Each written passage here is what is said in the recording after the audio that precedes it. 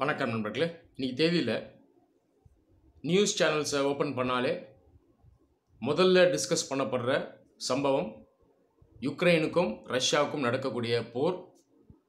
Russia பார்த்திங்கன்னா இப்போ யுக்ரைனை invite பண்ணிட்டாங்க. மெயின் ஸ்ட்ரீம் மீடியாலையும் சரி, சோஷியல் மீடியாலையும் சரி, உலகம் ஃபுல்லாக இந்த டிஸ்கஷன் மெயினாக போயிட்டுருக்கு. இந்தியாவிலையும் இந்த டிஸ்கஷன் போகுது. உங்களில் நிறைய பேர் இந்த மீடியாவில் கண்டிப்பாக ஃபாலோ பண்ணிட்டு வந்திருப்பீங்க நான் நம்புகிறேன். ஆனாலும் நிறைய பேர் ஒரு முக்கியமான விஷயத்தை இன்னும் டிஸ்கஸ் பண்ணலை. இந்த போர் சூழ்நிலையை எப்படி முடிவுக்கு கொண்டு வருது? இதை முடிவுக்கு கொண்டு வரணும்னா அதுக்கு ஆக்ஷன் எடுக்கக்கூடிய அந்த சர்வதேச அமைப்பு எது? அந்த சர்வதேச அமைப்புக்கு இன்னைக்கு ஏற்பட்டிருக்கக்கூடிய பிரச்சனை என்ன? இதை பெரும்பாலும் யாரும் டிஸ்கஸ் பண்ண மாட்றாங்க. இதை தான் நம்ம இந்த வீடியோவில் டிஸ்கஸ் பண்ண போகிறோம். இந்த வீடியோவை பார்க்குற நீங்கள் இதை மற்றவங்களோடையும் ஷேர் பண்ணுங்கள். ஒரு போர் நடக்குது அப்படின்னா அந்த போரை பற்றியே நம்ம டிஸ்கஸ் பண்ணுறது, அந்த போர் எப்படி நடக்குது, எவ்வளோ பேர் சாகுறாங்க, இந்த டிஸ்கஷனால் பெருசாக யூஸ் இல்லை. அதை எப்படி முடிவுக்கு கொண்டு வருது, எப்படி அமைதியை நிலைநாட்டுறது, இதை நாம் யோசிக்கணும். ரீசெண்டாக பார்த்தீங்கன்னா யுனைடெட் நேஷன் செக்யூரிட்டி கவுன்சில், இந்த யுனைடெட் நேஷன் செக்யூரிட்டி கவுன்சில் அப்படிங்கிற அமைப்பு பார்த்தீங்கன்னா ரஷ்யாவுக்கு எதிரான ஒரு தீர்மானத்தை கொண்டு வந்தாங்க. இந்த தீர்மானத்தை ரஷ்யாவே முறியடிச்சிருச்சு. வீட்டோ பவர் அப்படின்னு சொல்லக்கூடிய அந்த சக்தியை யூஸ் பண்ணி ரஷ்யா அவங்களுக்கு எதிராக எடுத்துகிட்டு வரப்பட்ட அந்த தீர்மானத்தையே ஒன்றும் இல்லாமல் ஆக்கிட்டாங்க.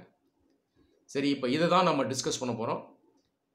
UNSC, United nation security council, ஐநா பாதுகாப்பு குழு.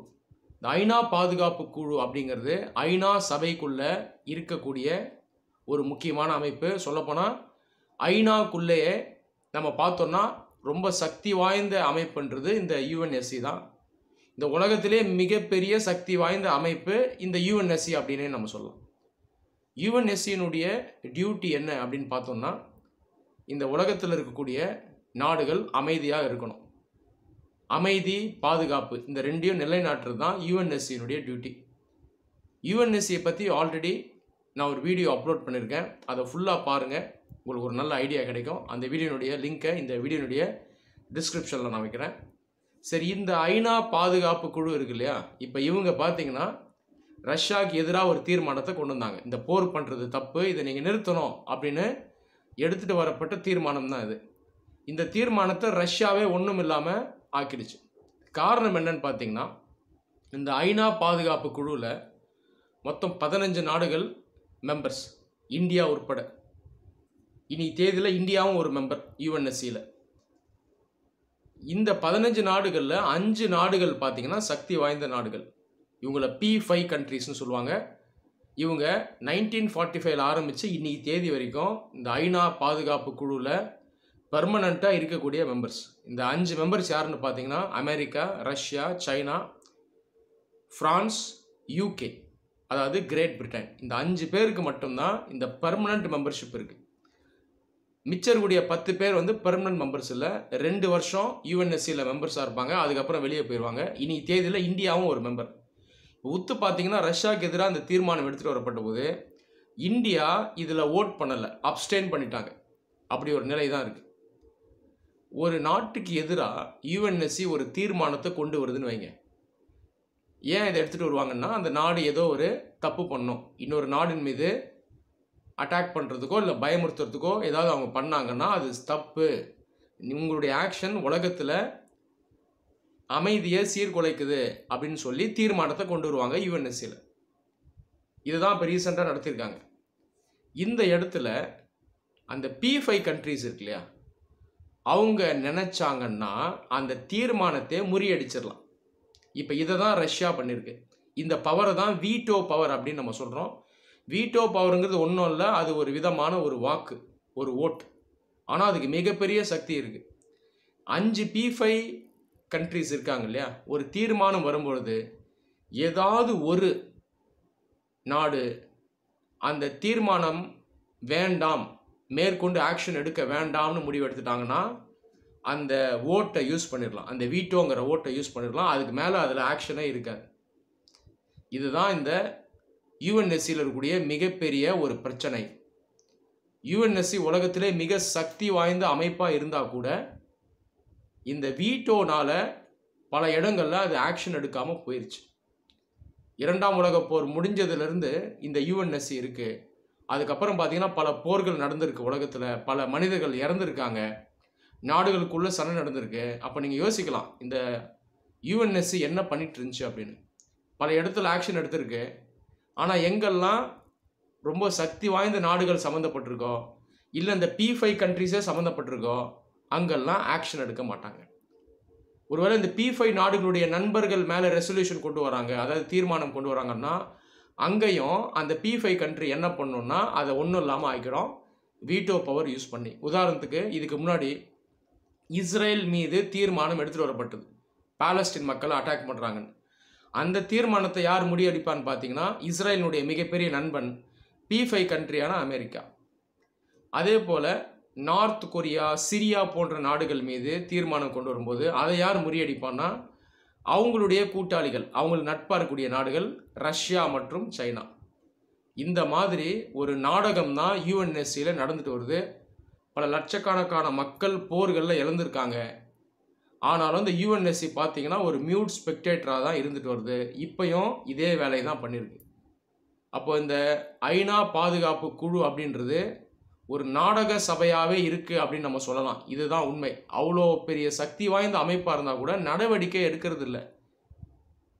Power without responsibility.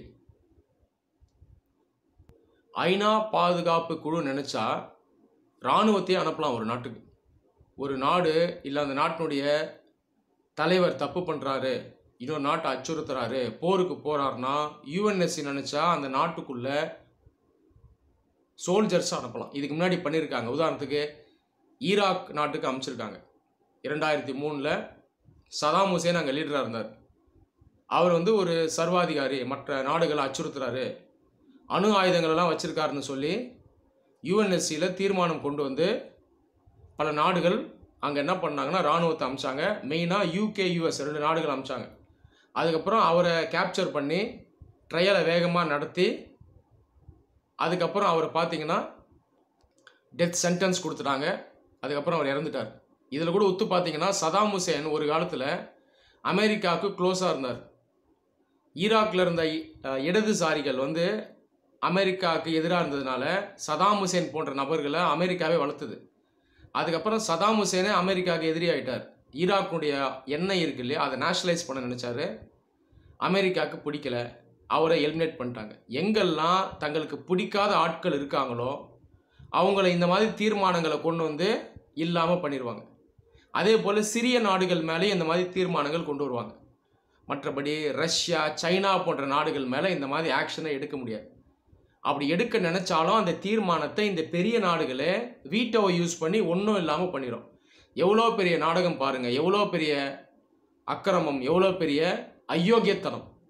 இந்த மாதிரி தான் இந்த பாதுகாப்பு குழு அந்த காலத்துலேருந்து இன்னைக்கு வரைக்கும் இருக்குது. சைனாவும் இந்த பாதுகாப்பு குழுவில் ஒரு மெம்பர். பல இடத்துல சைனா இதுக்கு முன்னாடி என்ன பண்ணியிருக்காங்கன்னா வீட்டோ யூஸ் பண்ணிவிடுவாங்க. ஒரு சில நேரத்தில் அப்ஸ்டெயின் பண்ணிட்டு போயிடுவாங்க. அப்ஸ்டெயினுங்கிறது ஓட்டே போடாமல் போகிறது. வீட்டோ யூஸ் பண்ண மாட்டாங்க. அதே நேரத்தில் பாசிட்டிவாகவும் ஓட்டு பண்ண மாட்டாங்க. இதெல்லாம் எப்போ சைனா பண்ணுச்சுன்னா ஒரு சில நேரங்களில் அமெரிக்காவுடைய நட்பும் இவங்களுக்கு தேவை அப்படின்ற நிலை இருக்கும்.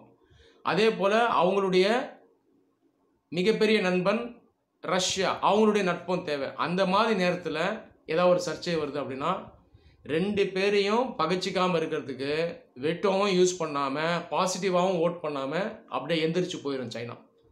இந்த மாதிரி இந்த P5 கண்ட்ரிஸ் இன்றைக்கி தேதி வரைக்கும் அக்கிரமம் பண்ணிகிட்டு இருக்காங்க. ஆப்பிரிக்கா நீங்கள் எடுத்துட்டிங்கன்னா பல லட்சக்கணக்கான மக்கள் இறந்துருக்காங்க. இதுக்கு முன்னாடி உள்நாட்டு போர்களில் இறந்துருக்காங்க. வெளிநாடுகள் இந்த நாடுகளுக்குள்ளே போய் போர் பண்ணியிருக்காங்க. நிறைய லீடர்ஸ் இறந்துருக்காங்க. இந்த ஐநா பாதுகாப்பு குழு பார்த்தீங்கன்னா ஒரு ஸ்பெக்டேட்டர் மாதிரி மேலே உட்காந்து வேடிக்கை பார்ப்பாங்க. இன்னைக்கு தேதியில் யுக்ரைனில் மக்கள் செத்துக்கிட்டு இருக்காங்க. இதை தான் ஐநா பாதுகாப்பு குழு பண்ணிக்கிட்டு இருக்கு. ரொம்ப வேதனைக்குரிய, வெட்கப்பட வேண்டிய ஒரு விஷயம். இப்போது இதுக்கு தீர்வே இல்லையா, வீட்டோ யூஸ் பண்ணிட்டா ஒன்றுமே பண்ண முடியாதா அப்படின்னு பார்த்தீங்கன்னா ஒன்றுமே தான் பண்ண முடியாது. இதுதான் உண்மை. ஆனால் இதுக்கு ஒரு எக்ஸம்ஷன் இருக்குங்க. வேறு வழியே இல்லை. இந்த வீட்டோவை யூஸ் பண்ணி இந்த P5 கண்ட்ரிஸ் அக்கிரமம் பண்ணுறாங்க அப்படின்னா அதுக்கு ஒரு சட்டம் இருக்குது. அதை வந்து ரெசல்யூஷன் 377ஏன்னு சொல்லுவாங்க. இந்த ரெசல்யூஷனை யார் கொண்டு வரலாம்னா யுஎன்எஸ்சி கொண்டு வர வேண்டிய அவசியம் இல்லை. யுனைடெட் நேஷன் ஜெனரல் அசம்பிளி இருக்கு இல்லையா, அவங்களே இந்த ரெசல்யூஷனை கொண்டு வந்துடலாம். யுஎன் ஜெனரல் அசம்பிளியில் பார்த்தீங்கன்னா 193 நாடுகள் மெம்பர்ஸ்.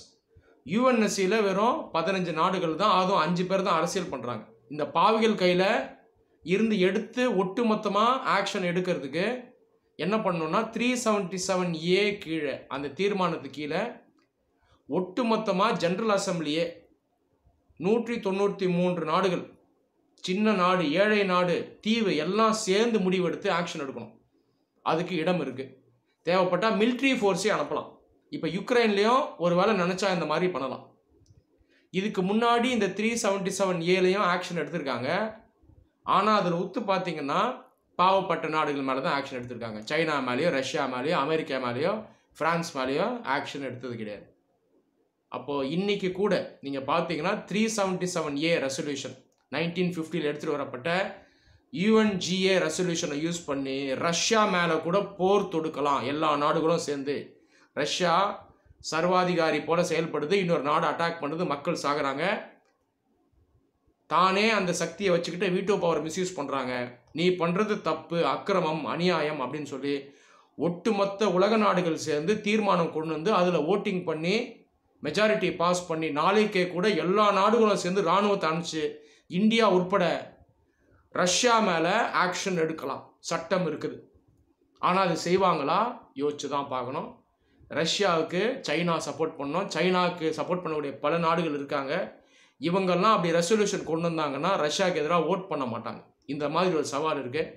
அன்ஃபார்ச்சுனேட்டாக இந்தியா போன்ற நாடுகளுக்கு உலக லெவலில் அந்தளவுக்கு சக்தி இல்லை. அன்ஃபார்ச்சுனேட்டாக இன்னொரு பக்கம் அமெரிக்கா ஒரு பக்கம் சண்டை போடுற மாதிரி ரஷ்யா கூட சண்டை போடுவாங்க. ஆனால் அவங்களுக்குள்ளேயே ஒரு மேட்ச் ஃபிக்ஸிங் இருக்கும். இந்த மாதிரி ரெசல்யூஷன்ஸை அவங்க எடுத்துகிட்டு வர விரும்ப மாட்டாங்க. இவங்களுக்குள்ளே பார்த்தீங்கன்னா ஒரு அயோக்கியத்தனம் இருக்கும். என் மேலே நீ கொண்டு வராத, உன் மேலே நான் கொண்டு வர மாட்டேன், 2 பேரும் சேர்ந்து உலகத்தில் அழிக்கலாம் அப்படின்ற ஒரு ஸ்ட்ராட்டஜி அந்த காலத்துலேருந்தே இவங்க 2 பேருமே சேர்ந்து இந்த மாதிரி பண்ணியிருக்காங்க. இதுதான் நிலை. சர்வதேச உறவினுடைய நிலை இதுதான். இந்த 377A ரெசல்யூஷனை பல உலக நாடுகள் பேசி தீர்மானமாக மறுபடியும் எடுத்துகிட்டு வருவாங்களா யுனைடெட் நேஷன் ஜெனரல் அசம்பிளியில் அப்படிங்கிறத நாம் வெயிட் பண்ணி தான் பார்க்கணும். ரஷ்யாவினுடைய மிலிட்ரி ஸ்ட்ரென்த் ரொம்பவே அதிகம். உலகத்தில் இருக்கக்கூடிய பாதி நாடுகளுக்கு மேலே ஒன்று சேர்ந்தால் கூட ரஷ்யாவோட ஸ்ட்ரென்த்துக்கு வராது. அமெரிக்காவும் ரஷ்யா மட்டுமே உலகத்தில் இருக்கக்கூடிய அணு ஆயுதங்கள் எல்லாத்துலேயுமே 90% அணு ஆயுதங்களை 2 நாடு மட்டுமே வச்சுருக்கு. அதனால தான் அவ்வளோ ஐரோப்பிய நாடுகள் ஒன்று சேர்ந்தோம் ரஷ்யாவை அச்சுறுத்த முடியல. இதுதான் உண்மை. எல்லாரும் ரஷ்யாவை பார்த்து பயப்படுறாங்க. ரஷ்யாவுக்கு எதிரியாகக்கூடிய அமெரிக்கா பார்த்தீங்கனாலே உண்மையான எதிரி கிடையாது. இந்த 2 நாடுகள் நடுவில் ஒரு விதமான அண்டர்ஸ்டாண்டிங் இருக்குது. நம்ம 2 பேரும் ஸ்ட்ராங்காக இருக்கணும், சண்டை போடுற மாதிரி காட்டணும், உலகத்தை ஏமாற்றணும். நீ ஒரு பக்கம் அழிவை ஏற்படுத்து, நான் ஒரு பக்கம் அழிவை ஏற்படுத்துகிறேன். இதுதான் இவங்களுடைய ஒரு கூட்டு சதி. இதுதான் இந்த உலகத்தினுடைய நிலை. 377ஏவை ஐநா சபை யூஸ் பண்ணுமா அப்படிங்கிறத நாம் வெயிட் பண்ணி பார்க்கலாம். இந்தியா இந்த விவகாரம் பற்றி ஐநா சபையில் பேசுமா அப்படின்றதையும் நாம் வெயிட் பண்ணி பார்க்கலாம். நன்றி.